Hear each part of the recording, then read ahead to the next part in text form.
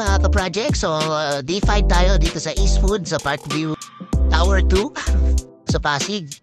So, dito sa kids room, ito na yung update natin. Ito na yung na-finish natin actually. So, meron tayong malaking cabinet with sliding door with 2 storage sa taas and 4 drawers. So, pakita lang natin.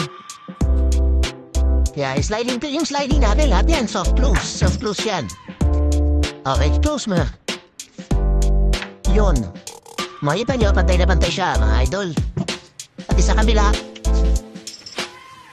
Okay, paki-close. Okay, so mean, sarado siya, skwalado siya mula sa baba. So, hindi pa namin siya nga lang may kabit masyado kasi kakatapot lang 2 days ago. So, 5 days kasi inaalat namin bago namin po talaga. Yung taas natin, soft close din hinge niya. Tapos, push to open siya. Yun, sa kabila din. Okay, so ganun din. So, push to open siya. Since mataas siya, at least hindi mo nahatapin kung mag-handle ka pa. So, easy access siya. So, check natin yung mga drawers natin. May makikita nyo, eksakto yung drawers natin pag binuksan siya. I-close mo mabuti to, yan. Para hindi siya sasabit. Yan. Siru-siring clearance yan. Okay?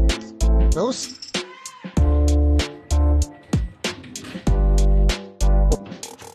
Okay. Okay, drawer 3. And, so drawer 4 natin, medyo mas maliit siya. Kasi nag-giveaway tayo dun sa mechanism natin sa ilalim. So, ito yung soft close mechanism niya. So, in-order pa namin to abroad, bihira to rito eh.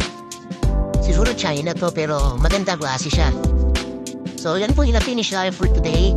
Stay tuned po para sa mga bagong video. Maraming salamat po.